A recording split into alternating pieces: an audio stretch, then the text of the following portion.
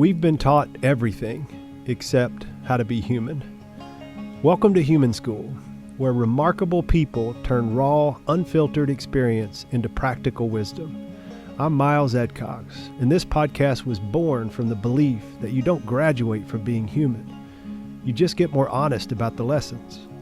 If you're ready to stop performing your life and start participating in it, you're in the right place. This is Human School, where we finally learn what matters most. Growing up under the spotlight isn't something most of us can easily relate to. But growing up through struggle, seeking identity, searching for meaning, and finding hope in our darkest moments is something a lot of us have felt.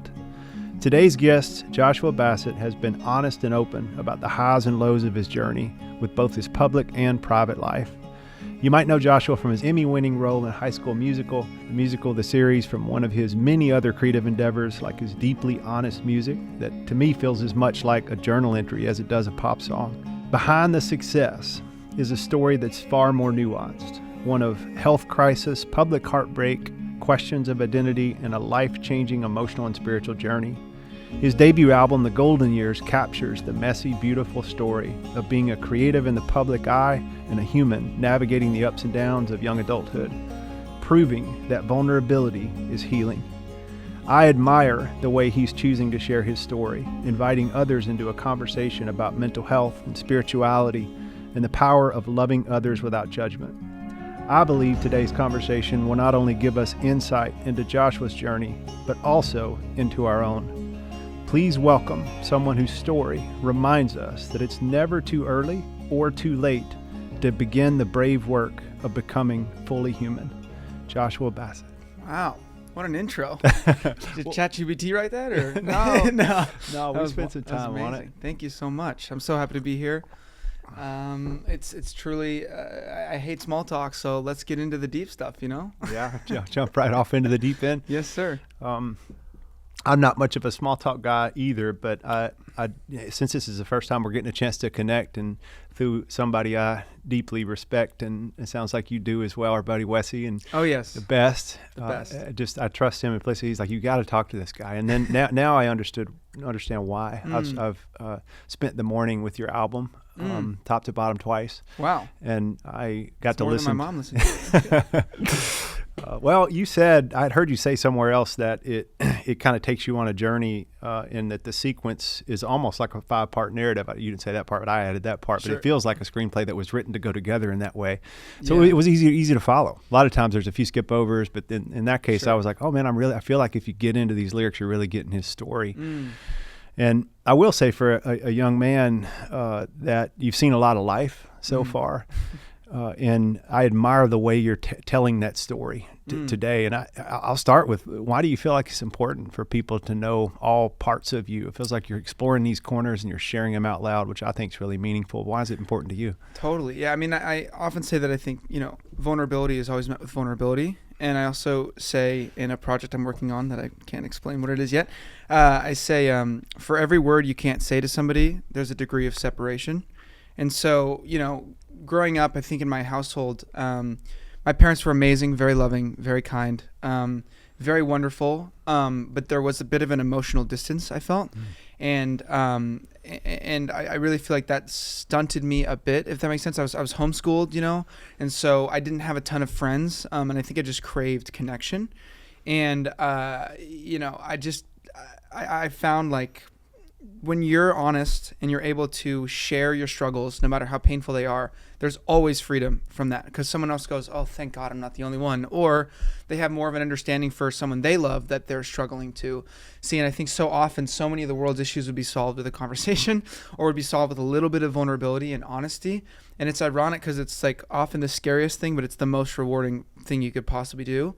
And I can't, even last night, dude, literally my mentor, I'd been avoiding him because there was some stuff that I was ashamed about that I'd slipped in different ways, and I didn't want to talk to him because I didn't want you to talk about that. And it was like I was making up all these scenarios in my head of like, he's gonna be mad at me and he's gonna freak out and there's blah blah blah blah.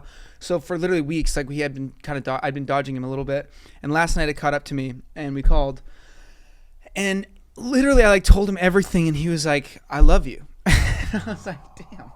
Like he was like, okay, so this is what happened. So what do you think led you to do that? Like, what was the real underlying issue there? And instead of coming at me from this judgmental, angry place, he came at me with compassion. I know that's not the case for everybody's conversations and whatnot, but it was just interesting how I made up this scenario. I literally said to him, like, thank you for not being like the person I made up in my head, you know, like what did you make up, you might say? I sort of imagined that he would be very angry. I imagined that he would be very disappointed, that he would be like shocked and all this stuff. And he was beyond understanding, you know?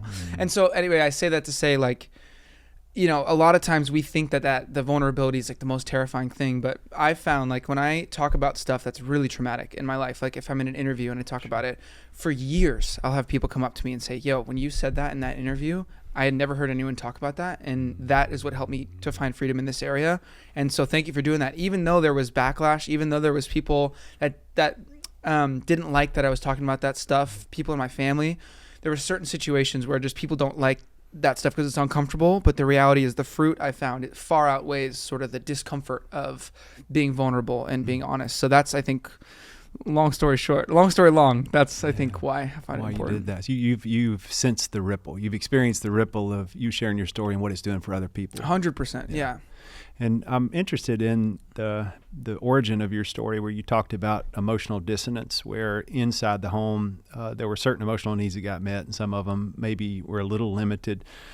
I can relate to that story. I had a similar experience, and the way I adapted or maladapted was I started looking externally for my worth and value, totally, and becoming what I needed to be to get some of that met. And it took me years of personal work and excavating to understand where those limitations came from. And I also had the challenge years ago when I first started talking about this stuff publicly, because I speak a lot, is that it's impossible to tell your story without getting into the nuance of some of your family stuff. And how do you honor your family and the great things they did, but also talk about them publicly, not in a way that we want to expose them, but you know, we're left to see what people do by chopping it up and making up a story about what they want to make up. And it took me years to find a rhythm where I wasn't terrified of what my mom thought about that last interview. And I'm not done near the interviews you've done. Yeah, no, but it's usually genetic or hereditary. So it's like often in my case, we didn't do a lot of intimacy, a lot of hugging or touching, or a lot of overt I love yous. And I was mid-20s before I found out my dad grew up in a great system, great family, but they never told him they loved him. Right. And so he didn't know how to do that. It was literally a little bit generational, a little bit cultural. And I'm just curious if you've ever had any of those conversations to understand that part of your story. 100%. So I literally have a song called Lifeline, and in the bridge, one of the lyrics is, "We hardly say I love you because your parents' never did." So that's literally one of my lyrics. And it was, it took, crying.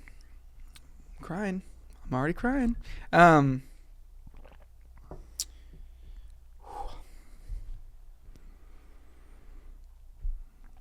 I had heart failure,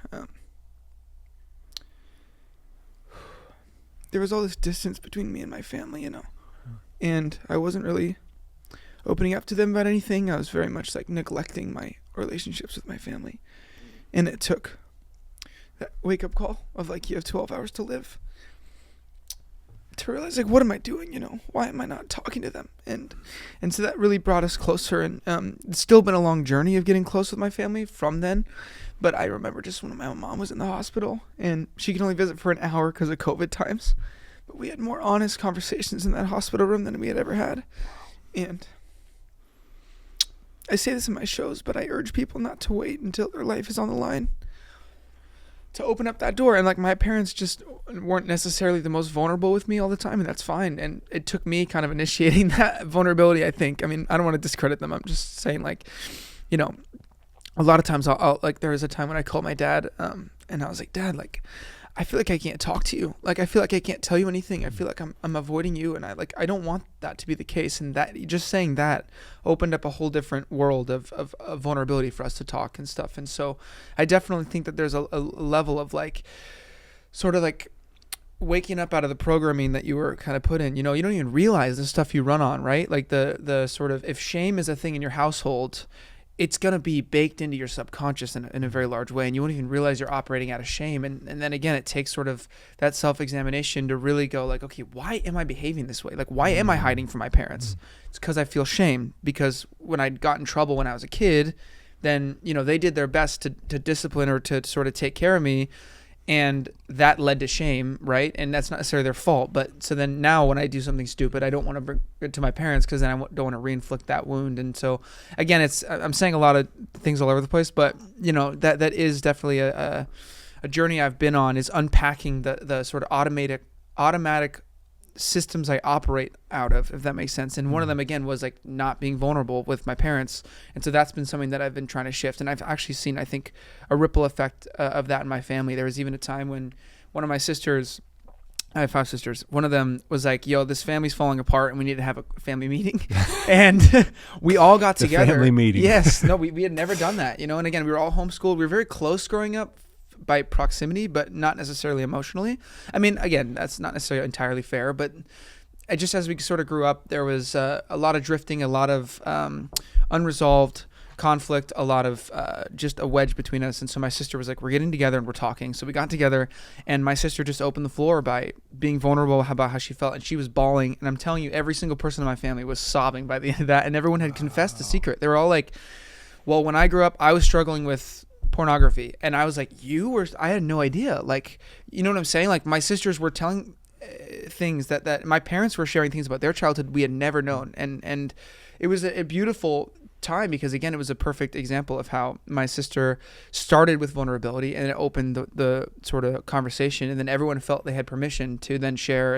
And so I'm going in circles here. I don't really know where I'm going, but it was a really really cool thing to see. And again, now my family's much closer, and I feel like I can definitely pick up the phone and talk to my dad about what I'm struggling with or what I'm going through. And it's been a beautiful journey, but it's taken time to get there. So, yeah. Well, one of the things, I work in the psychology space. I work in a few spaces, but primarily in the therapy psychology space, and run some retreat centers, and get to support and work with some incredible, brilliant therapists. And what people don't realize sometimes is that the letters behind your name, the credentials and the training and the experience, and ideally even the natural wiring to be an empath if you're signing up for this career, at the end of the day, there's a human behind all that. Right. And we're going to make mistakes and step on ourselves or other people's stories occasionally, and have transference and countertransference come up in sessions. It's a very human experience. But I have said this for years to our team. I was like, the thing that I want to work at the most when people come into our space is that we never add shame to anybody's story, because there's plenty of it. Yeah. And there's enough. There's already. enough. Yeah. And I heard you saying that when you, and it's often so interesting how ideally I think we all hope, and I did feel a little bit of responsibility to leave our generation a little bit better than the last. And if generations could grow and outkick patterns with every step, ideally I think that's the legacy we hope to not leave behind, but that we hope to live into. Yes, amen. And it sounds like, and it's often the one that's considered the black sheep, or the one that has had a lot of the problems, that ends up being a guide to the system's story. It's really fascinating, coming alongside the system, and you live out loud, and we go do the crazy things that we did, because I got out and struggled with substances and all the different things. I really relate to parts of your story, not knowing all of it, just what I've read. Sure. And I had a similar experience where I brought my family into a little bit more honest dialogue and open conversations. And I'm curious for you, because I think that's something you should feel really proud of. I'm really proud of you for being part of it. And I don't know if you were the full catalyst or how it happened, but it sounds like it happened. Those family meetings, if we could just have more of them, especially for families and systems like ours that are notorious for not talking about what's under the surface or saying the unsaid. Yeah. But I did that for a few years, and I realized part of my dependency on external approval, or something we call in our world, insider speaks, codependency. I had a lot of that going on, where I just wanted everybody else to be okay around me, and if they were okay, I was okay. I realized that my motive was to fix my family and not necessarily be seen in it. And so I went like 4 or 5 years of having those great dialogues, and I had adrenaline from it. And then suddenly I woke up one day and I was like, I remember it was a Christmas, and we were all sitting around, everybody was on their technology. and it was one of the 2 times we got together all year. Yeah. And I was like, oh, it's so much better than it used to be, and I've never felt more lonely. Wow. It was really interesting for me. Yeah. And I don't want to camp out too much on my story, but I'll tell you what happened from there and where I went. But I'm just curious for you, what did you described it, but what did you feel in that family meeting? What were the emotions, or what did it provoke for you when that was happening, when you were seeing something you'd never experienced? Yeah, I would say relief is a word. And again, I have to credit my sister, because she's the one who was like, this is happening, Oh, fantastic. But, I think shame thrives in the dark, right? And so many of our wounds fester in the dark, and it's really like bringing it to light is like, it's like there's for so long you're like hiding. You're suffering in that. Same thing when I talked to my mentor last night. It was like, at least we could talk about it. Like, at least it's out in the open now. It's no longer a secret, And so I think relief is a huge one, where you don't have to keep putting up this performance, or you don't have to keep sort of putting up these walls, and you can just relax and be able to be honest. And that doesn't mean it's not going to be uncomfortable, but oh my gosh, I mean the relief after everyone had just cried and we had talked about things, and we just grew so much closer. I would say that was probably one of the most pivotal moments in my family's history, if not the most pivotal, because it forever changed like how we approach conflict, how we approached disagreements, how we approached whatever, and we've been closer than ever since. So yeah, I would say relief is one of the words that I would use, but yeah, it was really beautiful. It feels to me, and tell me if this fits or not, and change it if it doesn't, but it feels like you felt seen in your system in that moment. Definitely, and also just so much more compassion. I think when you really hear someone else's side of things, whatever case that is, and I think this is a big issue that I actually have, because, it's interesting you said like your desire was to be seen, and I think, or was that right? Am I saying that right? Yeah, I think, I look at, and this is I'm going to say their name, but it's not really a dig on them. It's just like there's YouTube channels like Jubilee, right? And they have these sort of setups where it's like one conservative versus 25 Democrats or whatever it is, And those infuriate me. And the reason they infuriate me is because literally nobody is seeking it seems like nobody is seeking further understanding. It's just, I'm going to win. I'm going to prove my point. I'm going to make this person look like an idiot. I'm going to make fun of them. I'm going to make everyone else laugh at it. We're going to take the clip. We're going to blow it up and say, look at this idiot on the other side. And I'm like, that is really not, like, they're having conversation, but it's not really productive because they're not coming at it from a place of seeking understanding, seeking love. And I think that is fundamental. So it's like sometimes people try to fix their family, but they don't realize that they're just steamrolling them. They're not actually loving them, right? It's not coming from a place of being able to empathize and understand where they came from. And I'm telling you, bro, I say this all the time. Sorry to get on like a tangent, but it's like, if you were to take two people and put them in the same exact home and you make one of them watch CNN for 3 months, you make one of them watch Fox News for a month or for 3 months, you take away their social media, or you change their algorithms for the same things, and they come back together, they're going to have different perspectives of the world because they've been fed two different lenses. And that's not to say that people shouldn't be responsible for educating themselves. I do believe people need to expand. Like, there's no excuse to be unaware, for sure. But we have to come from a place of like, okay, again, maybe my mom's mom didn't say I love you to her growing up. Maybe that's why she has a hard time being vulnerable. Instead of like, oh, my mom never said she loves me, which isn't the case, by the way. But I'm just using an example. Yeah. Like, you know what I'm saying? And again, sorry, I'm kind of going on a tangent here, but I think that is an important nuance to these conversations that you have with your family, is being able to come genuinely seeking understanding. Like, okay, so now you believe this thing that I think is completely wrong and I disagree with. How did you get there? And how can we look at the facts together? And maybe there's something I'm not seeing that I need to learn from, And I think that is the only way we're going to be able to, have a healthier society, have a healthier discussion. But right now it's just conflict, and people are talking, but they're really yelling and nobody's listening, Yeah, polarization really sells, and I don't think there's neutral news. I don't think there is such a thing. Yeah. I think there's people that are trying it. I've seen I try to follow a few accounts. There's like All Sides now, where they're trying to represent left, right, and center.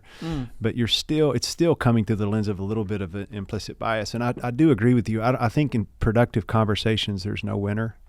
I think that both parties feel heard. Right. And I do think that that's one of my challenges with debates. I actually like debates because I love the art form of communication. I love great orators. I like to see people to test their knowledge and to be confronted on certain things. What I don't love is that nobody can be wrong in a debate.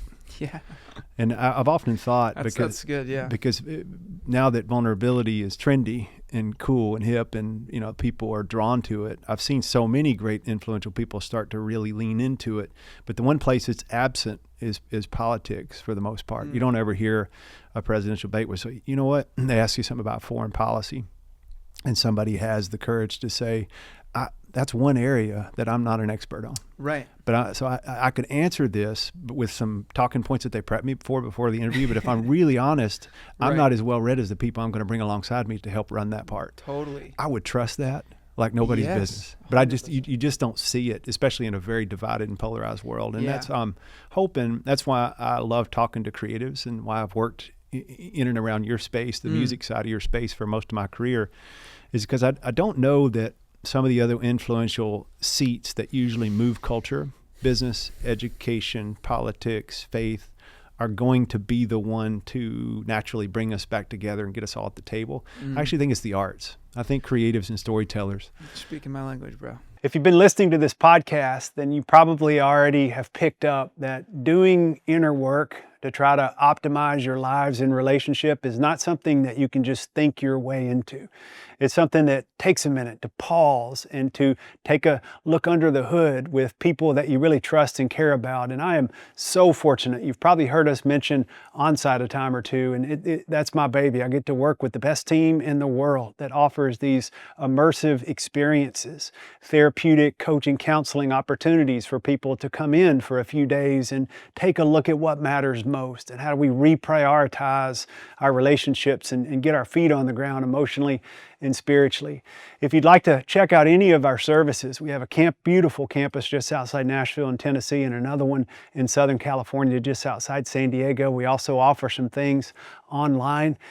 We have a longer program called Milestones that serves people that have experienced a lot of stressful or traumatic circumstances in their lives. But if we can support you in any way, I would encourage you to check out experienceonsite.com. And you can call us at 1-800-341-7432. And look, our services don't have to be the services you engage with. It doesn't cost anything to make a phone call. As a matter of fact, we train our folks to be able to help triage and refer people to the right resource wherever you may be. We're just in this to try to help people collect dots, connect dots, optimize their lives and relationship, and truly live into who you can become. Yeah, because the thing is, Steve Jobs says the most powerful person in the world is the storyteller.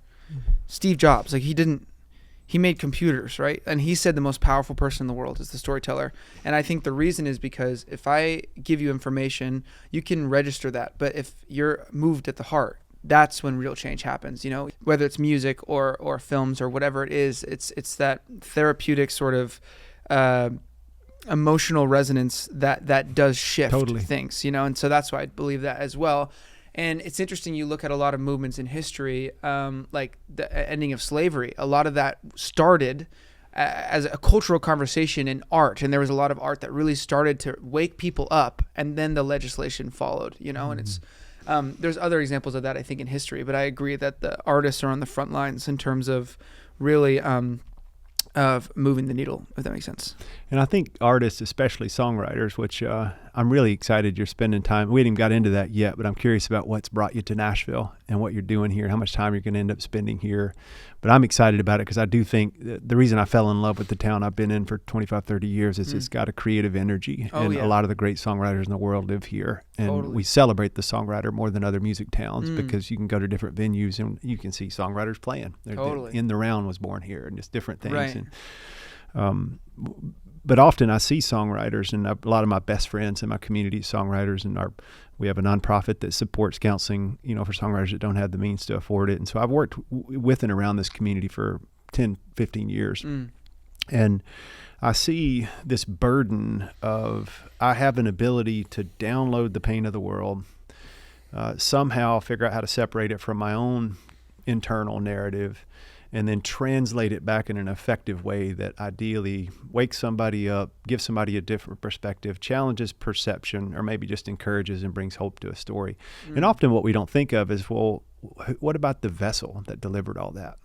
Because I've even had one of my best friends is a great songwriter, and he knows I've been in my space and done my own work for years, and also facilitate work. And he's called me before, and he's like, "Dude, I need to borrow some of your pain. You come over here and sit with me. Let's talk about your story. I'm tired of talking about mine." Right. and I'm happy to do it, but I think about that. In our space, we deal with something called vicarious or secondary stress or trauma. And vicarious or secondary trauma is when you consume other people's pain stories all day, every day. It's impossible that some of it doesn't get sticky. Yeah, and wow. that's why we have to be super proactive as facilitators in the change space to find creative ways to offload the stress we consume. Right. But I think songwriters consume a lot of stress too, if you're paying attention to the world. And usually most of you are already built pretty sensitive and emotional beings. Yeah. And so that's why I think depression and anxiety run pretty high in your community. But I'm curious your take on that. Yeah, I mean, it's so funny. I feel like there's days where I feel good in the studio and I make something really good, but oftentimes it's the days where I just want to quit. I do not want to be there, and I want to go home, and I feel horrible that if I just push past it a little bit, then I make a song that's like unlike anything I've made, you know? What do you think that is? I really am curious, because I think that's how Mira was born. How Mirror? Yeah. Yeah, exactly. Yeah, well, he did his research. Look at that. That's definitely how that was made. Exactly. That's what I was thinking of when I said that. Another song being like Lifeline, you know, that was about the hospital experience, and I didn't really want to, it was just uncomfortable. And something that I also wrote is, not in a song, but it's artists pave the road for others to stroll, or artists pave the road for the audience to stroll down. And the idea is like the paving is the hard work, right? You have to really feel the tough emotions and like sit in the raw, rough. And in that, when you make that into art, then when people hear it, it's cathartic. For them, it's a release. It's a beautiful thing. You kind of hold their hand, right, as they go through that emotion. But you have to be the one to like pave the road. And that's not to say like, oh, we have to suffer for art. I think there's a really unhealthy way. And I've known people who have literally said, sometimes I just cause chaos in my life so I can suffer and make good art. I'm like, that is not healthy at all. But there's a level of sort of looking at the darkest parts of yourself. Again, I just think artists have to do it first, right? They do it first, so then other people can follow and do it with them.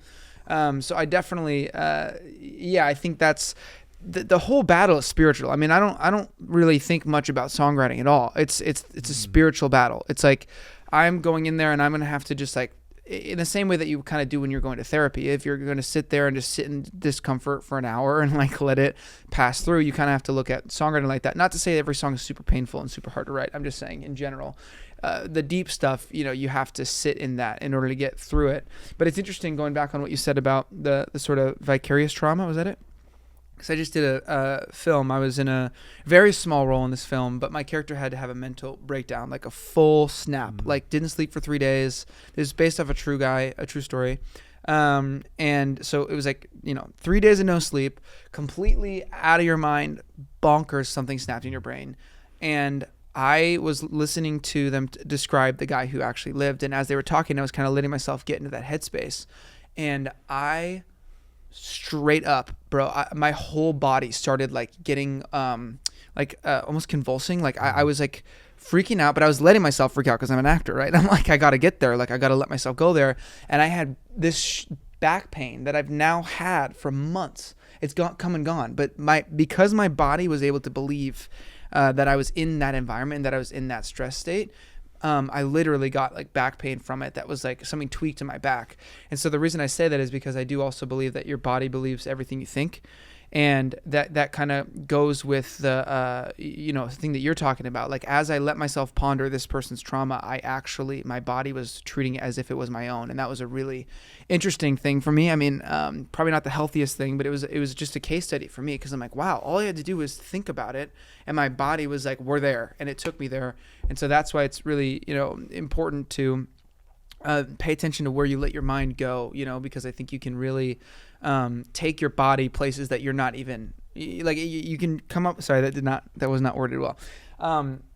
If your brain believes a scenario, your body will as well. And I think so often, like, that's been a big struggle for me, right? If I'm in the studio and I'm like freaking out about whatever, it's like my body's shutting down. Now I'm not really able to like be vulnerable and whatnot. And so it's just an interesting journey, sort of understanding like the body, mind, soul connection, and how, again, we can have empathetic trauma, and we can sort of, even like if I'm in the studio and someone's anxious and their like leg is shaking and stuff, it can kind of, I have to like really focus and stay out of that, because sometimes it affects me. You know, I think we all are connected, and when you're in close proximity to people, you know, I can't really write if I'm in a coffee shop. It's just the energy is too hectic, you know. And so there's definitely something energetic about all that stuff. Again, I feel like I'm going on so many ADHD tangents, but you're it's doing great. I think about this stuff all the time. You know, I'm fascinated with it.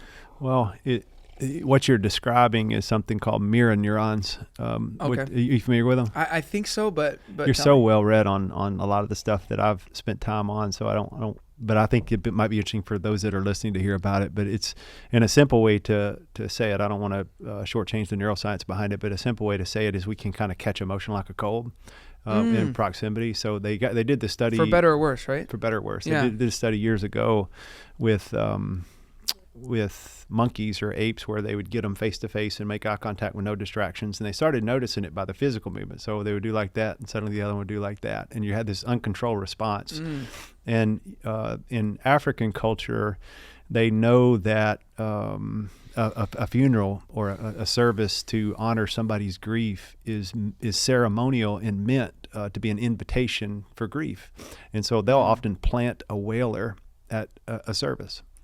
Because they know if someone starts to emote, it ends up being a permission slip for others to be able to emote. Wow. And they want it to be productive. In the same way, in Native culture, a lot of times the way cinema shows the war dance, it's before they go into battle, and you're dancing and getting fired up. But actually, most of the time, it was after, to be able to offload what they'd just seen and what they consumed. Right. Physically get it out of their body. Yeah, that's wild. Yeah, it's fascinating. But I'm really interested in that. What is it? And I'm curious your take, because it happens in counseling all the time too, or coaching sessions, to where often you don't have a breakthrough moment until you're 3 minutes before the session ends. That's why I don't love traditional counseling, because it's like, here's the 50-minute session. Right. You're supposed to come slingshot Yeah. out of this crazy world, the vibration. You come into this little connection pocket, and then all of a sudden you get slingshotted back out. Yeah. That's one of the reasons we kind of pioneered years ago the multi-day intensive, so people could have more time to breathe, because often the breakthroughs don't happen in an hour. But when they do, it's interesting. It's usually like your songwriting session. It's like you're about ready to quit, and then suddenly, boom. Right. And I just wonder what your thoughts are. I've got a few thoughts, but I wonder what your thoughts are on why that might be. Why is it that when you stepped out of that session about ready to quit, the beauty of, and I want to get into some of your record, we'll get into that in a minute, but the beauty of that song, you came back in and boom, that happened. What do you think that magic comes from in that buzzer beater type moment? Sure. I mean, I think, there's a couple different thoughts I have on it. I think, you know, we definitely, as people, I think we have the ability to push down emotions, right? We have the ability to close them off. You see it happen all the time, where people become numb because they're just, pushing it away, whether that's with smoking, drinking, social media, distractions, work, whatever it is, you know, we can push those things down, right? And so I think that if you stop pushing them down for a second, you sit still. This is why a lot of people don't meditate, because stuff comes up and they don't want to deal with it. But ultimately, I think if you can loosen your grip on your heart and not keep pushing it down, eventually this stuff starts to come up. But as it starts coming up, you can get uncomfortable, because there's a reason why you've been pushing it down for so long, because it's painful, right? But I think when you sort of loosen your grip and it starts to come up, you have an option, right? You can either go, nope, not today, I'm going home, I quit, I'm not going to the studio. Or you can just like kind of relax, you know, and eventually that it'll come up, right? And so part two of my thought on that is, every song that I've written that's been profound, I also say often, my heart writes the songs, I just write them down, which might be a cheesy line, but it's true. And I think anyone who's made anything that they find valuable, they have an understanding that they don't really know how it happened. You know, if I'm trying to think of a clever lyric, it's probably going to be stupid, you know? But if I let my heart flow and I just kind of, it's hard to explain, but it's just like you let your heart tell you what it feels. You know, there's sometimes I don't even realize I felt something. I wrote a song about a situation that happened 6 years ago, like a couple months ago, and I didn't even know that I felt that way about that thing, but it was time for it to come up, and it came out, and I was like, whoa, I didn't even know that I felt that. Or I'll write lyrics that, like, I don't realize the depth of them until I'm on tour and I'm singing them, and I'm like, whoa, that's actually profound. I don't even know how I didn't realize what I was saying when I said it, but there was something that happened there in the heart. So it's a multi-layered answer to your question. But I think, again, if you stop pushing the emotions down, eventually they're going to come up, which is why, like, I'm an advocate for fasting when it's done in a healthy way. Yeah, for sure. You know, Me too. obviously there's people with certain eating disorders or sensitivities that I think that it's a case-by-case study. So I'm not prescribing fasting, but I have seen when I fast, all the stuff that I'm avoiding comes up. And a lot of times people don't fast because they're like, oh, you just feel horrible. You get hangry. I'm like, yeah, it's because that you're no longer pushing that stuff down and it's coming up, you know? And if you just give it the space to come up and you move past it, by the end of the fast, you feel phenomenal because you've worked through a lot of your stuff. But I think we live in a society that is all about distraction, suppression, fear, and people are just like in a state of fight or flight. And when you're in that state, the idea of feeling any pain is like horrifying. You know, it seems like, how could you add any more weight to what I'm feeling right now? And so a lot of times too, when I go to the studio, my battle is actually primarily getting out of a state of fight or flight. Perfect example. This morning, I woke up, ball of anxiety, absolute wreck. And I was like, okay, dude, what's going on? And now that I know sort of, what I am like and sort of can predict it sometimes. I've learned a lot of tools and tricks for how to get myself out of fight or flight, stimulating the vagus nerve. I don't know how familiar you are. I'm sure you are. You know, so I'm very much, I have like a list of 20 things that I can do that like by the end of it, I'm good, you know? But again, it's learning how to get out of that place of fight or flight, and then your emotions can process. Because if you're trying to survive, why are you going to deal with the trauma from when you were 10 years old? Like there's no time for that. You got to stay alive. But once you're out of that state, then this stuff comes up. So to answer your question, in the studio, a lot of times the battle is getting out of a state of fight or flight for long enough that those emotions can come up to heal. And as they come up, then you're allowed to get them out through the art. And that's then what creates the art that has that resonance that's able to affect people, you know. Otherwise, it's just noise.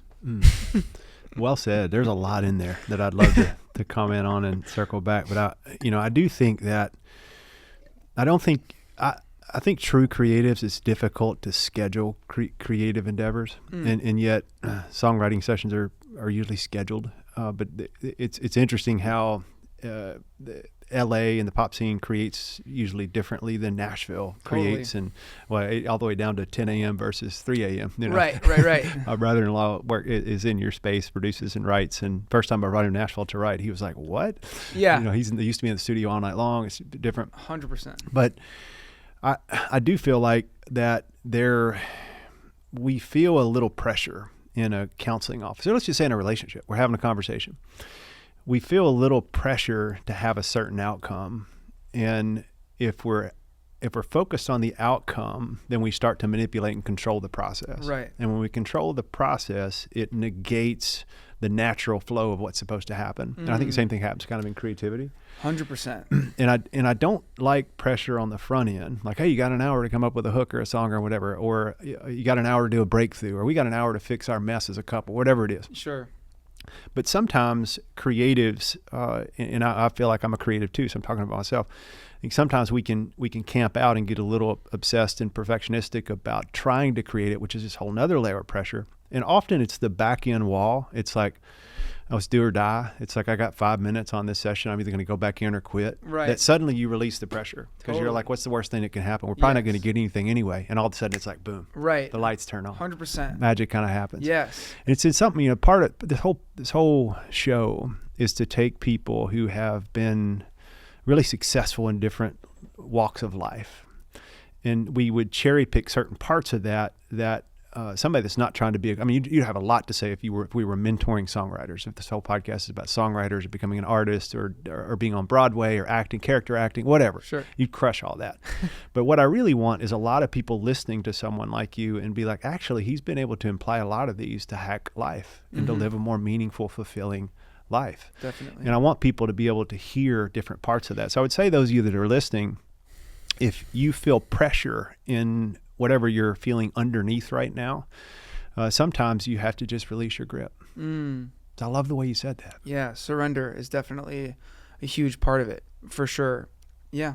And you said a couple things you introduced the vagus nerve, and then you said, I've got a Mm-hmm. list of 20 things to help get my nervous system regulated, or I think you used the word get out of fight or flight. Yeah. I hope we have a whole bunch of people in here that have never heard any of that. And so if you do have like your top 2 or 3, I'd love to Sure. hear about one that you might want to share, because I think that might be interesting. I bet a lot of people can relate to waking up in fight or flight. Yeah. Oh, 100%. That I honestly think, I just wrote this on my notes app the other day. I think the biggest problem of our time actually is a chronic fight or flight. And I think that's, all the leading causes of death can be traced back to stress, right? It's one of the common denominators in all of them. So it's very, it's a big deal. And especially with social media, we live in a constant, it's just insane if you think about it, where we are. And then, if you mix in, like, my therapist diagnosed me with PTSD. She said she's been in the industry for 30 years and she's never seen anyone score higher on every category of PTSD. So I'm well versed in being in that fight or flight, complex PTSD, which is, as you know, different. It's a sort of chronic, continuous state of PTSD.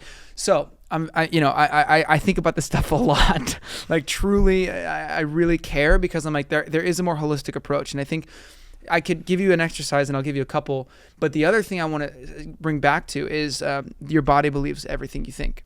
And I think that you can tackle sort of the physical. I can give you all these tools and stuff, but ultimately the root of the issue is thoughts that you're believing that are leading your body to be in this fight or flight. Of course, there's a time and a place to be in fight or flight, right? If there's a situation where you need to get out of somewhere, there's whatever, obviously. But 98% of the time, I would say, especially in a lot of society today, it's not necessary. And so again, it's like, there's tools, and then there's also the root issue. And I think understanding, like, okay, what are the lies that I'm believing that are getting me to this place? Whatever it is. Again, I could give a million examples of different lies that I've believed, but ultimately it's like 2 people can walk through the same journey and have different beliefs, and one of them will be all messed up in all kinds of ways, fight or flight. Another person will feel great and free and easy, and it's all because they're believing everything. So I would say, first and foremost, really start to write down what are the lies that you're believing. The way you find out what they are, I have this little trick that I do. I don't have a name for it, but basically the 4 categories in your notes app would be thought, feeling, impulse, truth. So what I'll do is, if I'm freaking out about something, I will just write down, this doesn't make sense. What if this happens? Oh my gosh, I hope this doesn't, blah, blah, blah. I can't believe I said that. Why am I such an idiot? They're going to hate me, blah, blah, blah, blah, blah. And then I go to feelings and I write down shame, fear, sadness, regret, whatever, impulse, smoke a cigarette, go on TikTok, whatever, you name it, have a Coke, whatever. And then you write down the truth. And so what that does is, you are able to acknowledge the thought and then see it on paper for what it is, acknowledge your feelings, so then you process the feelings, right? You're naming them and they're being released, and then you're keeping track of what that's leading you to do and stopping yourself in the tracks, and then you affirm the truth, which is like, I love them no matter what, or there's still time to make this right, or whatever that is. You don't have to gaslight yourself. You don't have to, like, write down things and just hope that they're true. You have to actually acknowledge, like, what do I know to be true about this thing? And so that, once you do that enough times, you start to recognize a pattern. Okay, once I start believing that, I start thinking this thought, that leads to shame, that leads to smoking. Okay, so now that you see that, then when it comes up again, you're like, oh, there's that thought again. I've done the work, and then you're able to automatically adjust it back to the truth that you reaffirmed. So that, to me, is one of the most important tools I've ever learned in my life, and it has radically changed and stopped a lot of my anxiety and a lot of my fear, because the analogy that I give is like, have you ever been to Universal Studios in LA? Mm-hmm. I get so geeked out about talking about this stuff. It just excites me because I just want to see people free. But I was in the analogy I give is like, if you had a little kid that you brought to Universal Studios and you were near the Jurassic World ride and they saw the dinosaur, they started freaking out. They were like, Mom, oh my gosh, Mom, there's a dinosaur. But you've been annoyed by your kid all day. You're like, just, okay, it's fine. You're fine, whatever. And you just keep ignoring the kid. The kid's going to keep freaking out because he sees a dinosaur. And he's like, there's a freaking dinosaur, and Mom's neglecting me. So I'm double screwed. But you go down to the kid and you say, sorry, what exactly are you worried about? And the kid's like, there's a big dinosaur and he's going to eat me. And you go, oh, okay. I see why you got to that conclusion, because that is a dinosaur, but that's actually not a real dinosaur, and you're going to be okay. Now the kid feels heard. you validate that there was fear there, but then you would readjust to the truth, and then the kid can go and enjoy Universal Studios. But if you keep ignoring the kid never feels heard. He doesn't get corrected. That is how I kind of look at my anxiety. I treat it like that in a way where I'm like, okay, what are we worried about again? Okay, tell me. Okay, it's that thing. Okay, I see why you're worried about what people are going to say about you, because yes, that did hurt in the past. And people can say things, but your identity, right? It's not gonna kill you. It tried to kill me at some point, but it's not gonna. And so, anyways, you know what I'm saying? That's how I treat sort of the anxiety. So there's all that, and then on the physical side, before you get there, I want to please. Sorry, I'm just steamrolling. No, but I just want to pause, because I think that's a beautiful It's why I love sitting with great creatives, is because you'll often I know all this stuff. I've spent 20 something years in this field. But often we need creatives to come along and say, have you thought about doing it like this? Have you thought about, here's a little exercise? 'Cause I've gotten some of my best tools from guys like you that don't work in my space, but are using tools to survive and to thrive in their own lives. Yes. And I think I could walk outside the box. Yeah. I could walk people through the neuropsychology and the biology of what's happening when you do that. But that's where we usually lose people. Right. If it's like, yeah, we got all that. But honor your truth, regardless of what it is. No judgment. Tell it first. And then let's identify what the underlying feeling might be. Because we don't change what we don't first understand, and we don't understand what we don't first identify. And so you've shared a truth. You've honored it. You didn't judge it. Right. You shared the feeling, and then suddenly you kind of fact checked it with a little bit of reality. And it's such a great way to think. You got to name this thing. Totally. Yeah, I know. I say TFIT in my phone because it's thought, feeling, impulse, truth, but I got to find a better name. Okay, cool. Well, not TFIT. It's just the acronym that I'm like, I don't know anything better. But yes. No, I'm glad you shared it, because I think there's a lot of people, and the reason I had a big smile when you said Universal Studios and the kids seeing the dinosaurs, I was literally just at Universal Studios in Florida 2 weeks ago. It's one of my great buddies. It's an artist I do a lot of work with, and he was down there, and we had a writing camp going on, and we decided to take our families over to do Disney one day and then do Universal one day. Of course, you have to do the thing. And we got to Harry Potter Land, and it was the second day, so it was at Universal. And it was the first ride we decided to do. And I was with a pretty public group, so we were having to move fast and just try to, all that stuff that just made the logistics a little complicated. And so the last thing I needed was my son to balk on this ride, because everybody was on it but us. And he balked on the ride. And it freaked him out. He started to see you were going to be hanging like a bicycle. Right. And you also have like demons or whatever. What are they called? I never watched Harry Potter. Cut this out. Plenty. Well, I believe it or not, Harry Potter Land and the rides are unbelievable, and I'm not even a big Harry Potter fan. No, I respect I've been the storytelling in LA. It's amazing. It's wild. It's unbelievable. But you're right. For an 8-year-old, of course, you would write to. Of course, there's demons. Why wouldn't he freak out? That moment. But I didn't do what you did. I went into survival mode, because suddenly I go back into I'm a dad and we got to get this right, and other people are watching. And so the tools go out the window for a minute. Right. And suddenly I'm just reacting instead of responding. And my reacting was first, I got to give him a good nudge and try to push him towards this ride, because he's just in fear, and I need to get it out of him and throw him on the ride. Yeah. And I kind of made an attempt at that. I'm embarrassed to say, from somebody that does what I do. Thank you for being honest. No, of course. And that, of course, what that did. Human school. Thank you. Thank you for permission. And exactly the outcome. I'm sure the people listening do too. It made it worse. Yeah, right. He got more activated, started screaming louder, and it became more of a protest if I'm not doing this ride. And I was like, well, that didn't work. So then I got frustrated because I was again trying to control the narrative and control the outcome, and I didn't get the outcome I desired.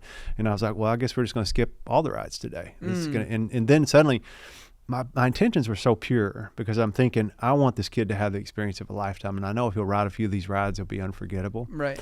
But I let that get in the way of him just asking to be heard. And so finally, I got it. I'm a delayed learner, but when we walked back out of the ride, it was kind of like the walk of shame. Right.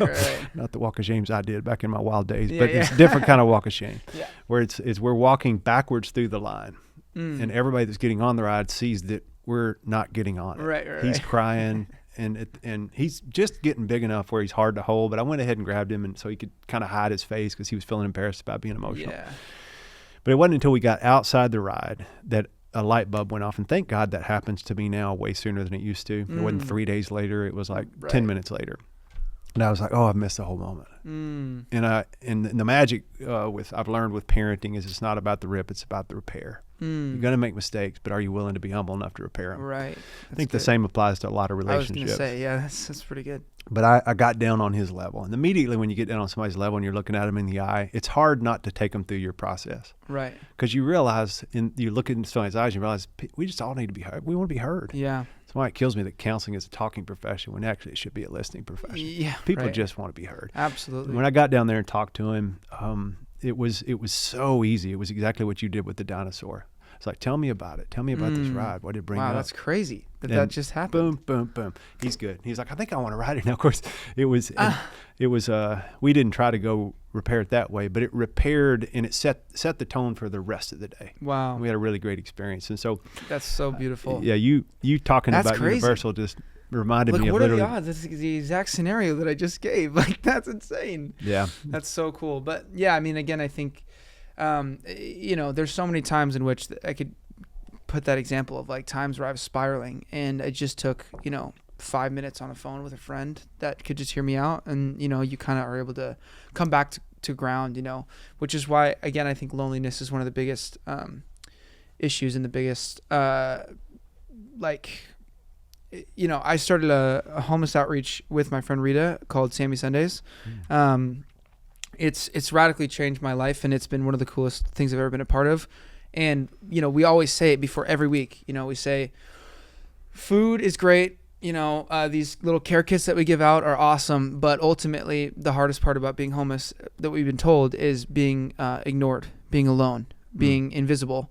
And so I always say we use the sandwiches as a vehicle to love people and to listen and to create and cultivate relationship and not drive by like, here's a sandwich, wish you best. Like, we see 80 to 90% of the same people every single week. We go to the same parks. We try to do the same thing to create a sort of relationship and consistency with people and connection, because ultimately, like, they'll say, one person called me. He was having a meth relapse at 2 a.m. He had been struggling. He'd been sober for like a year and he just lost it. And he took meth, and he calls me at 2 a.m. and he's like freaking out. He's like, they're going to kill me. They're going to kill me. I'm like, okay, I'm not going to say his name. I'm like, talk to me. Like what's going on? Where are you? So I was able to kind of hear him out, reaffirm the truth a bit.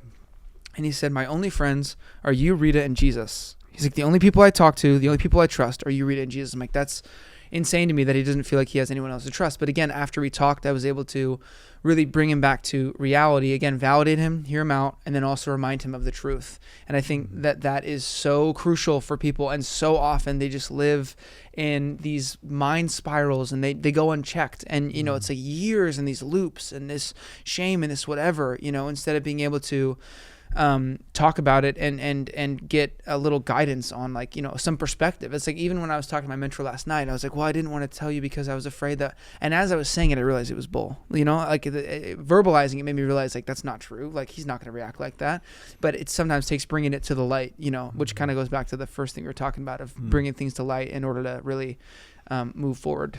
I think, saying the unsaid is probably the hardest and most important thing we ever learned to do. Speak the unspoken.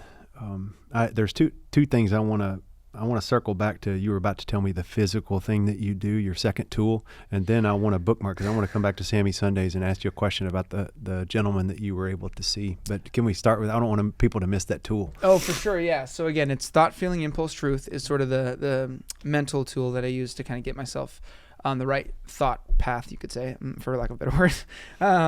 And then, there's a couple different ones. Again, the vagus nerve, if anyone wants to look into this and nerd out. I like to understand why, because it helps me to just realize the importance of something. Like, anytime my mom would teach me, because again, I was homeschooled, she would tell me do this, and I'd say why, and she wouldn't explain why. And so I just, you know what I'm saying? It was a different thing. So, again, the vagus nerve is responsible for your fight or flight. And so there's different ways you can stimulate it to get it to calm down. Again, I'm sure you know this stuff. One of them, the most helpful for me, is to do 4 seconds in, hold for 7 seconds, and then exhale for 8. So that's inhale 4, hold for 7, out for 8. And then also there's this, you can rub the back of your neck. That's another good one that helps me a lot. Rubbing your arms is scientifically shown to get you out of that state of fight or flight. There's a little hole above your ear hole, like this little pocket here, that if you wiggle that around, it might look like you're picking your ear, so don't necessarily do it in public. But if you wiggle it around here in like a circle, you rotate it, that also simulates your vagus nerve. There's stuff you can do on the floor where you lay down and put your elbows back, and you look to your left elbow for like 30 seconds. And then you look to your right elbow for 30 seconds. I mean, it depends on the level of reset you need. Sometimes I need 2, sometimes I need 20, like I said. So honestly, just Google and find the ones that work for you, because there's a ton of different ones. Grounding, it's, What would somebody Google to find those? Like, what are scientifically backed ways to get out of fight or flight? I asked ChatGPT to put together a 90-second little program for me that I can just follow, and I'll do all those. And by the end of that, I feel pretty great. Again, there's everything from grounding, naming 5 things you can see, 4 things you can, feel, 3 things you can hear, 2 things you can activate all your senses. Yeah. Yep. I'm killing it. But there's just different ones, and again, different tools for different times. Another one for me that's huge is meditation, specifically prayerful meditation, learning how to sit in the presence of God. That, not everyone has a relationship with God, so I wouldn't necessarily prescribe that to everybody, but there is something I've been doing a lot, which is really connecting with the union that we have with God. And so I say, I am in you, you are in me, we are one. And it's from that place of connection that my soul starts to breathe, my body starts to relax. Even as we've been talking, I've said that a few times in my mind. I am in you, you're in me, we are one. And it's connecting with your unity with the divine, with Jesus. So that's again, that's not necessarily one size fits all, but there's just different ways that you can learn how to get yourself out of that state. And now I can reliably get myself out of that state. Like, there would have, maybe even a year ago, maybe even 6 months ago, if I had woken up the way I felt this morning, I might not have been able to get to that place of like by this time, So it's been a journey. I think it's important for people to hear that, because I think often if you're in fight or flight and you've never done any work on it, or if you're new to it, and you don't even probably have the words to say fight or flight, but let's just say you feel incredibly overwhelmed. Right. You're having a physical or a mental sensation that you feel overwhelmed, a little bit out of control with your body and your mind, that we often think that is a mountain to climb. I got to go turn over every rock in my history and do all that, when actually there's some simple tools in real time. And often when I'm working with, when I'm doing performance coaching, it's way more of this than it is any of, let's talk about your backstory. Right. It's actually, you're getting ready to do something really important, so let's do some box breathing, or let's do an emotional body scan, or let's do some bilateral stimulation. There's all kinds of, that this morning, all kinds of cool little hacks that these are not like woo-woo or pop culture. They're actually backed in science, as you say. And I was curious if I really like the breathing one that you introduced, because it's a little different way that I've done different breathing exercises, but I haven't done that one. Would you be open to taking us through that? Maybe 2 or 3 different. Yeah, I would love that. Maybe 2 or 3 different versions, or however many times you normally do it. Sure. Yeah. I mean, I think they say that if the exhale is longer, it somehow signals to your body that you're safe. I don't know exactly why. I was homeschooled, but that's what I've heard. So yeah, first I think it's important to like notice where you have tension, in your face, in your body, and just completely relax. And like sighing, that's another one. If you kind of force a sigh, it actually does, your body believes like you're safe, and it starts to unwind. And so, yeah, it's just a 4-second breath in. You hold it for 7.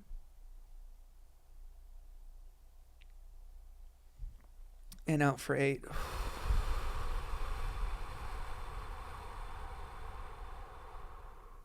Instantly, I already feel better, but I don't know, how did that feel for you? Yeah, I immediately felt better too. The exhale was nice. Yes, yeah. And that was where I felt like I released a lot. And I was first thinking 8 seconds is a lot. I'm gonna have to work at that, but you really don't. You hold in 7. It's super easy. Yes, totally. Flow, so. Yeah, so you do that a few times, and that to me is kind of that's my go-to, and then I use other tools when I need to. But, there's something in the breath that I think is, one, very grounding, and it helps you connect to the present moment, when you're really focused on your breath. But then again, there's the science behind that really does something to your body that I don't understand entirely. Also, Wim Hof has a really good breathing exercise that I do.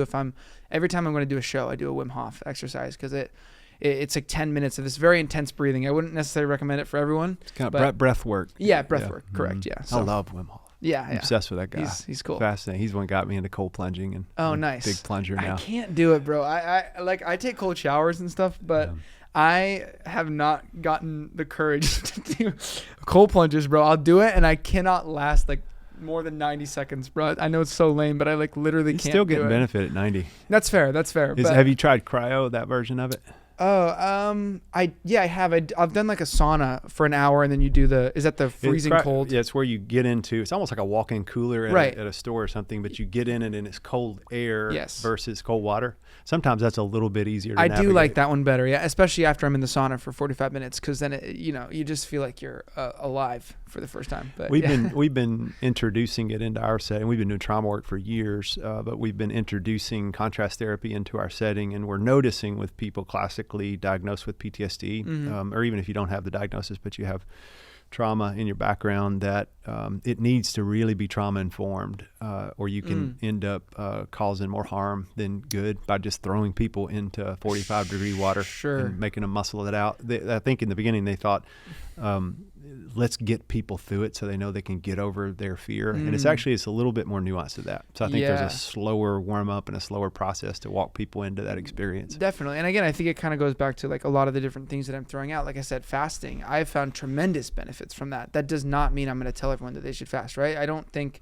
I personally need to cold plunge just because I hate it, but there's other techniques that I have. So I totally agree that there's nuance to that, and there's good research and maybe getting medical advice on like what is the best way to go about those different things. And I think learning what works for you, really observing the different tools and trying a few and figuring out what are your sort of go-tos, I think is a beautiful part about this, that there's so many different ways that you can kind of learn how to get into a state of rest, I'm so glad you said that, because I think that'll be another big key takeaway. We'll go back and summarize, and you've dropped all kinds of great nuggets in here that it just hopefully invites all of us to being a better human.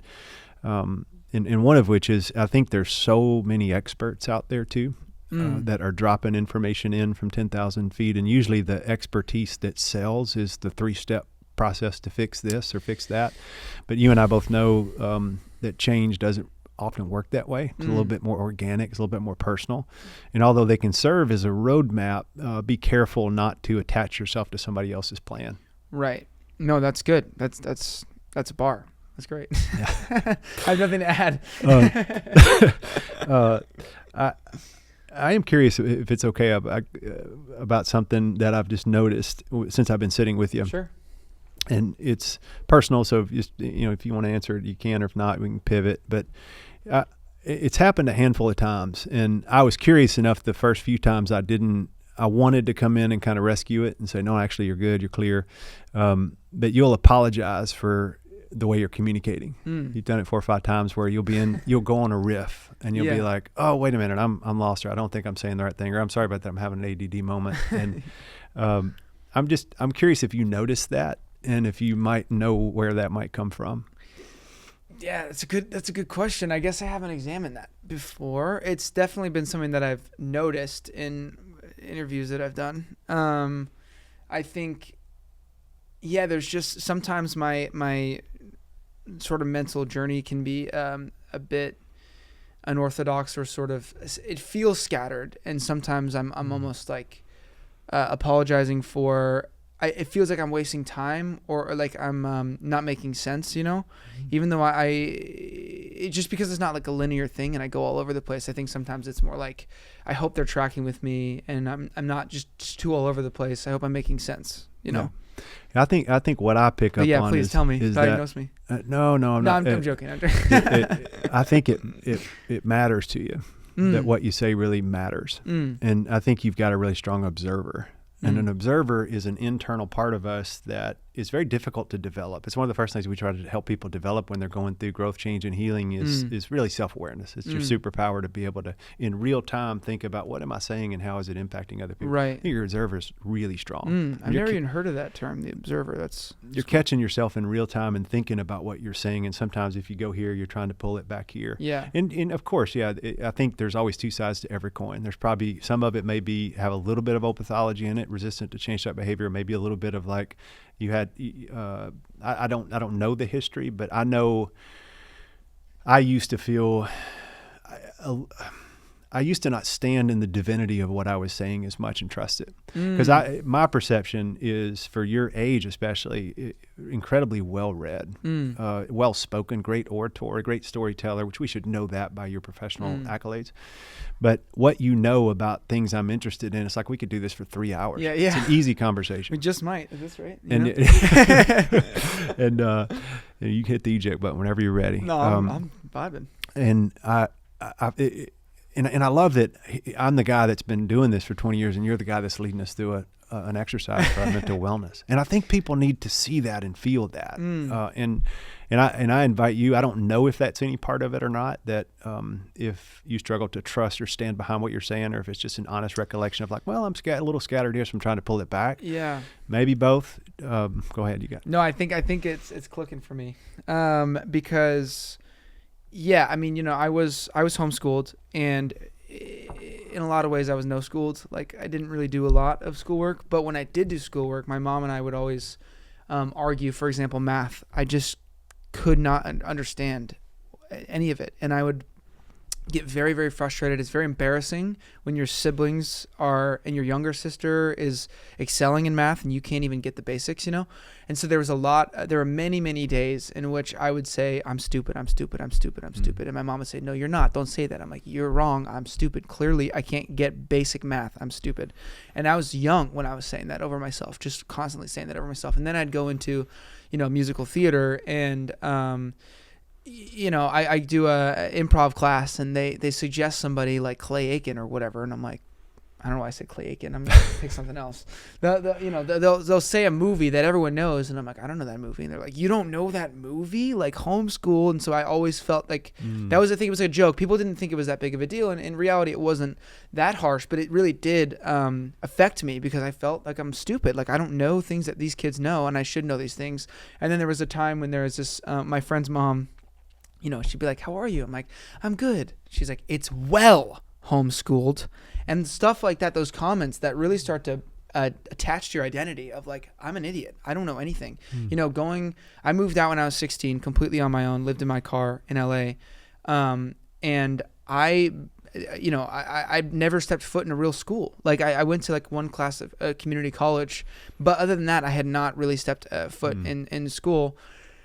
And so you're going into the world like without the same education that everyone else has. And so I think it had an effect on like my perception of myself and my intelligence. And so that's been a big thing to overcome for me, is not feeling like I'm an idiot just because I don't know things. That's been a huge thing. It's just because you don't know something doesn't mean you're stupid, right?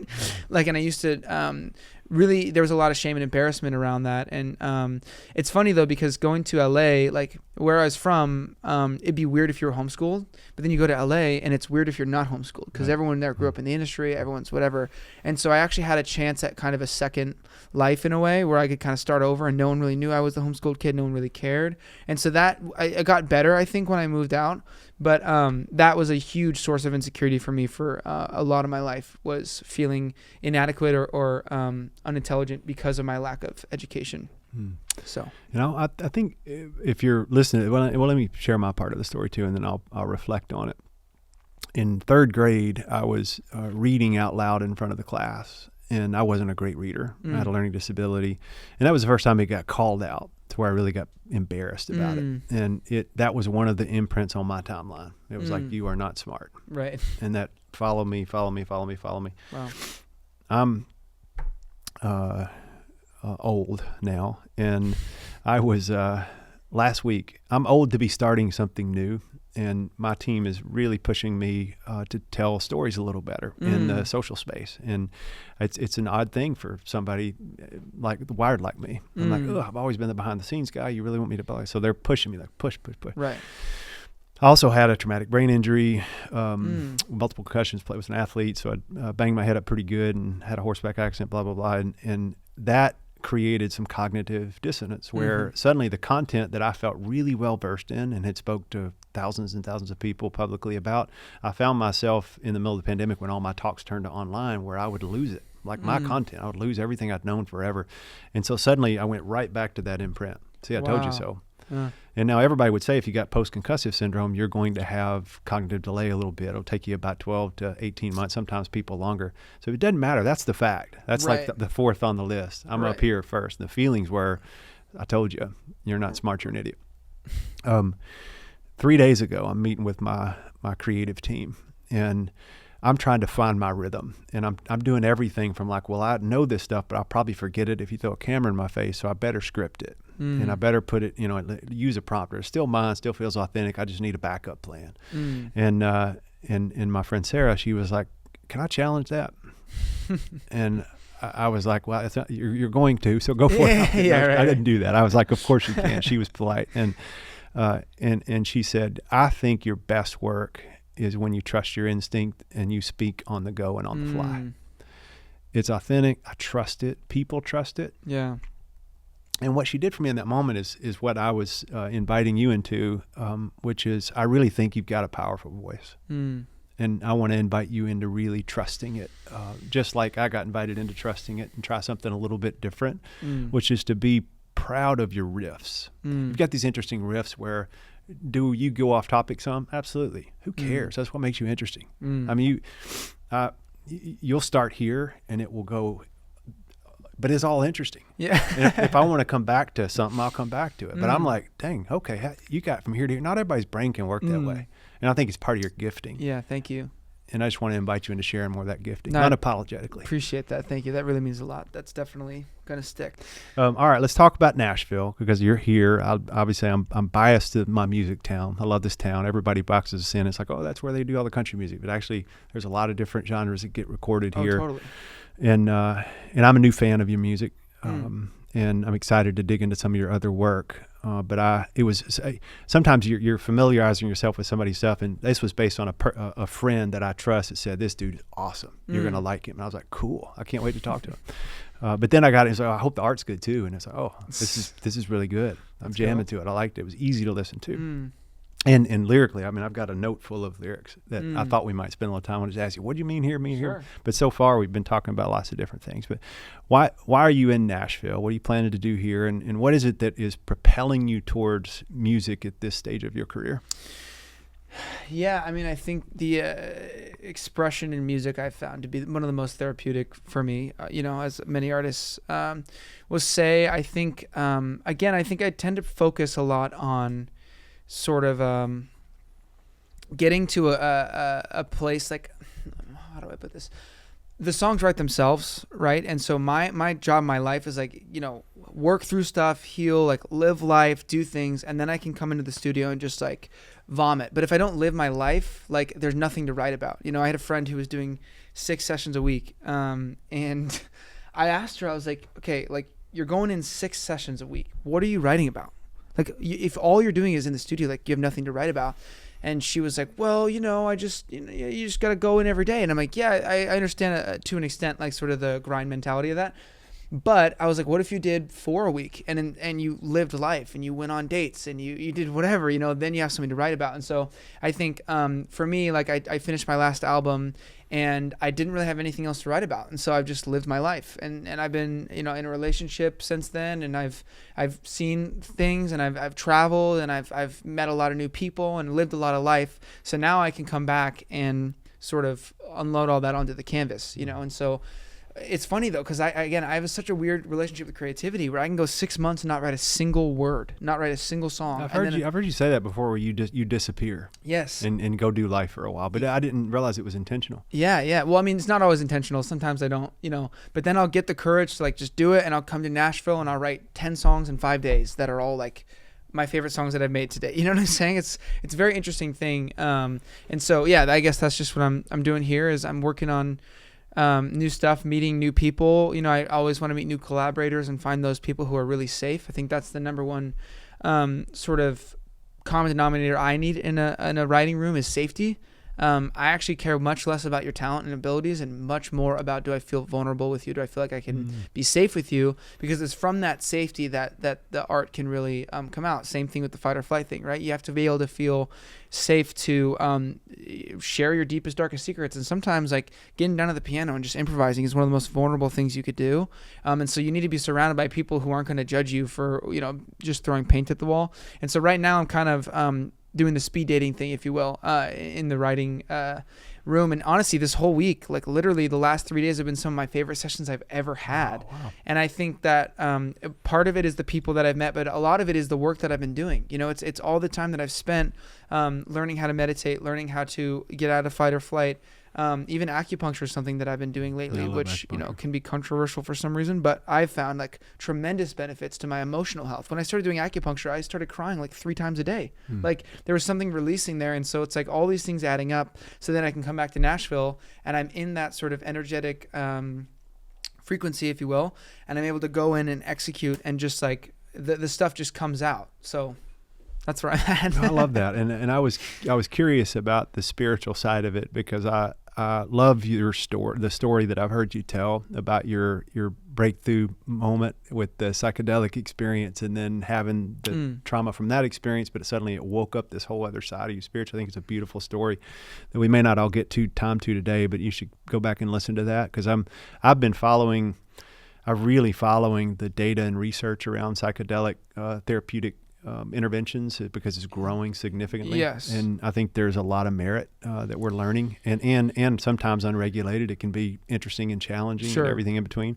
But I noticed when my friends that write in the pop space come to Nashville, those that are open about their faith, if they're faith-based guys, and faith, I know faith means something different to a lot of people, but in this context, I'm referring to kind of Protestant Christian guys that are Jesus followers, or whatever bucket you want to put that in. When they come to Nashville, often it's not as foreign to be in rooms where that conversation is happening. Sometimes it's a little bit more culturally baked in, and some of them feel a little free there to be able to express themselves spiritually and emotionally, versus some of what you find in the bigger urban markets. And some people find it a little restrictive. I'm just curious how that's landed for you. Yeah, I think I just tend to be like authentically myself, and if spirituality comes up in the conversation, I don't shy away from it. I don't think you always need to dwell there. I think sometimes you can just hang out and make music, and it's not that deep, and then other times, like yesterday, me and this other guy realized how we have basically parallel lives, and we started unpacking that, and it was a really cool thing. And there was another guy there who didn't really have any faith, and he was kind of asking questions, and he grew up Jewish. And so we were kind of just comparing like, oh, what traditions were you, whatever, and it was just like a casual thing. But I try not to offend anybody. I try not to impose on anybody. I try not to really I push anything, but I also don't shy away from it necessarily. I'm not afraid to talk about it. So I think it's just a gamble, and I think every day is different. I don't know. Well, I was going to say one more thing about your observer. That's your observer that's reading the room. Not because we all know that anything pushed on us, we're going to resist. If we're invited to be confronted into something, and you're always flirting with the edge. You're taking a risk when you lean into somebody's story and ask a curious or a hard question that they might feel a little bit like, whoa. You might have felt a hint of that when I came in earlier, because you were like, okay, what are you diagnosing me with? But you saw what happened is we both softened, and it opened up a recent story for me. And that's what I hope it does for all of you. We could spend an hour talking about things that I'm sure those of you that are big fans of Josh, about his work. Let's talk about what happened in this chapter, this chapter, this chapter, this chapter. But when I started hearing you talk, I was immediately blown away by how astute you are as an orator and what you talk about, your life, that for your age, you've done a lot of work, and you're really intrigued and interested in it, and you're sharing it. How do I optimize my life spiritually? How do I optimize my life emotionally? Yeah. And I think that's probably why Wes put us together. When I told him what I was doing with Human School, he's like, this guy needs to come on. But I want everybody to hear, because I know you started the public thing really early and at a really high level. I've worked with the back end of public professions for most of my career, and so I know the challenges. But one of the biggest challenges of public people is people forget that they're human. Mm-hmm. And it's dehumanizing in how people are looking at someone like you, to the point where I would take it a step further and say that we've done that with almost everyone on social media. It's no longer celebrities. It's anyone. It's the other person on the other side of Twitter. It's on TikTok. It's whatever it is. So I think that it's gotten even worse because there's like no empathy through the screen. But well said. And I think because of what we report out, or what people in your case report about you, we make up that we know you, in the point that you'll never get to make a first impression again with a stranger that knows your work, because you're standing there thinking, I know you. Yeah. And people rarely know you. And that's what my hope was after this conversation, was that I feel like I know you a lot better. Because I've gotten to know the human as much as I do the successful artist and actor. And totally. And I think, again, it kind of goes back to what I was saying with my mentor, right? I had this image in my head of how he was going to react, and then we actually talked, and it was not the case at all. And I think that is so often, people have an idea of me based off of something they heard or something they saw or something they think or whatever it is. And so sometimes it's hard to kind of feel like you're having to counteract someone's image they already have made up about you. But ultimately it's like, I've met people and they'll be like, oh, wait, you're kind. I'm like, thank you. Like, I just didn't think you'd be nice. I'm like, okay, I think that's a compliment, but I get it, because everyone has their own public perceptions or not public, they have their own perception of life and their own whatever. And sometimes a celebrity looks like someone they used to date and they didn't like that person that they dated. And so, they hate you, even though it has nothing to do with you, and so you learn how not to take it too personally, and how to just be real with whoever you're with. And if people are going to have opinions, then they're going to have them, but you can't let them attach to your identity. And for a while I've sort of let other people dictate how I feel about myself, but there's also been a counter to that, which is that I try to not let them affect me, or not let them think that they're affecting me, which is in turn affecting me. I'm like, they can't get to me. Like, they're not going to hurt me. I know they want to see me suffer, so I'm going to just prove to them that I'm fine, but I'm really not fine. And so then you're like trying to almost like manipulate how they see you, and it's like, that's just, I've played that game for too long, and I'm a little bit surrendered to that. Just like, I can't change how you think of me. I'm just going to show up and be myself. And, obviously I'm imperfect and probably have a lot of good reasons to hate me if you saw my whole life start to finish, but I got to keep moving and doing my best to get better. And it's interesting, you said like how I'm so sort of trying to optimize my spiritual, emotional, whatever. I think there's a level of where that can get a little toxic, and I've seen it in my own life where I get a little bit too analytical instead of living my life. I'm like trying to figure out all this stuff, and there's a balance, I think. But the other side of that is, I think part of the reason why I am so curious about all this stuff is because of the suffering that I've gone through. And I think that in a way I'm grateful for what I've gone through, because it's forced me to have to wake up. I have no option, bro. I mean, there was a good amount of time, and it's been a long journey, specifically in the public eye, but many days of drowning. And I trigger warning, I'm pretty open about sort of my struggles with suicidal ideation. And there was a time when I was on the edge of a balcony, sitting on the ledge, praying that I would fall off, and so I've seen the depths of hopelessness, and I've seen so much of that so frequently. And I also understand the roller coaster of mental health, where there's days where I feel fantastic, and then you get set off and you're just like, I want to die, so I think that is what has pushed me to really try to understand, like, okay, what are the different ways that there is freedom, and I look around and there's so many people in the world who are bound. They are not free. And I don't think that there's one answer necessarily. I think there are a lot of different things to look at in terms of that. And so that's why I'm curious. I'm like, okay, so you do acupuncture. Okay, I'm not really familiar with that. Why do you do that? Oh, well, it's helped me in this way. Okay, interesting. I do research, and then I try it, and I'm like, oh, that's amazing. That doesn't mean I'm always going to apply acupuncture. But again, my point of saying that is that there's been so many different struggles I've had in my life, and that's not to be woe is me or to victimize myself. I'm not saying that at all. Again, in a way, I'm grateful for those struggles, because it forced me. I had no other option. It was either learn how to get better, or it's not gonna happen. Yeah. So that I think is partially what I would point to of like why I'm such a seeker in that way. Did you, and I'm glad you shared that part, because I do think there's way too much stigma attached to the concept of suicide or the topic of suicide, especially ideation. There's way more people that have ideation or even attempts than we even know. Working in our space, I've seen it for years, and so I'm very comfortable in the conversation, but it's still something that we struggle with as a humanity to try to figure out how to talk about openly. But when you were sitting on the edge of that balcony, sometimes I talk to people who have been in suicidal ideation or that have had survived attempts and different things, that everything went into slow motion in that moment, and that you could literally remember segment by segment what happened. And others I talked about that were completely dissociated from the moment. Was there a choice or a decision or a thing that happened for you there that was like, let's keep going? Just curious. I think it's really interesting, because the day that I went on the edge of the balcony, I was feeling good, really good that day, and then shame got really triggered. And shame to me is, I think, one of the leading causes. I mean, this is not scientifically backed. I've done no research on this, but I believe from a spiritual perspective, if shame is the belief that you're unloved or you're unlovable, then that to me is one of the most devastating realities, is the belief that you're unloved or being rejected. You know, they say that if a baby's unwanted, it literally shrinks their brain. Like, rejection is one of the most painful things in the world. And so shame is a form of rejection, I believe. And so when that triggered, it was just so overwhelming. And I was so tired of feeling that way, so exhausted.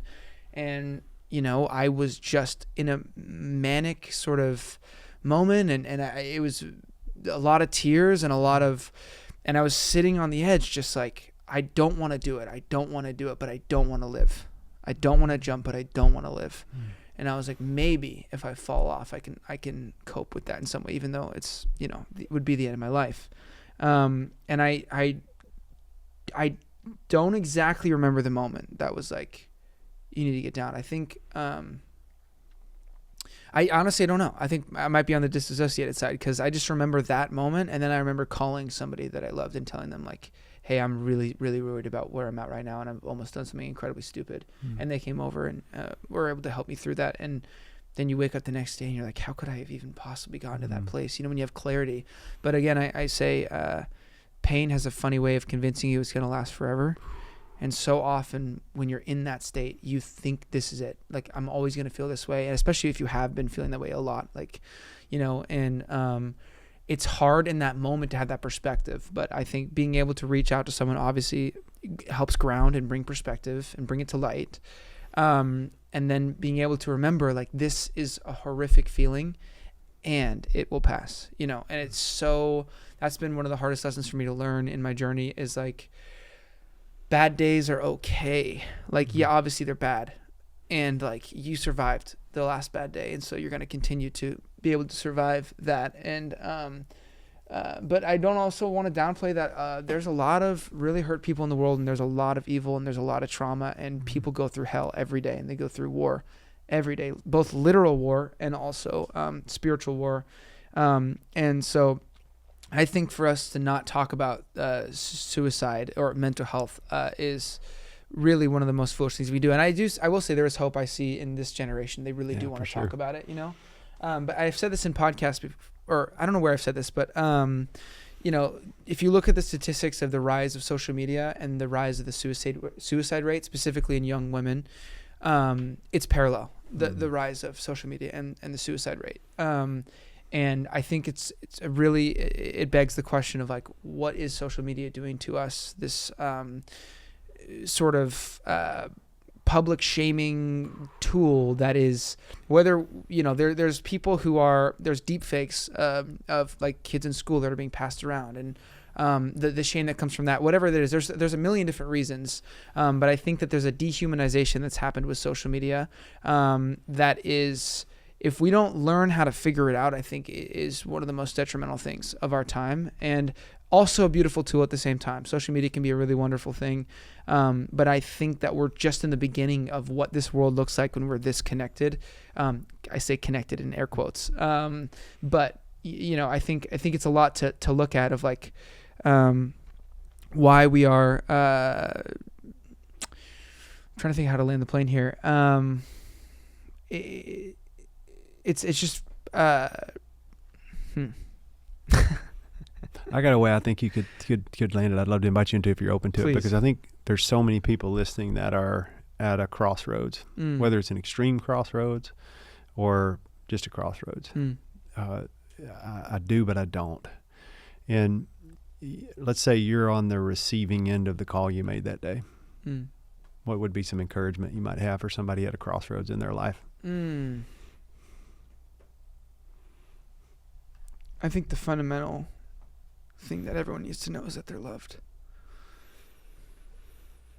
Even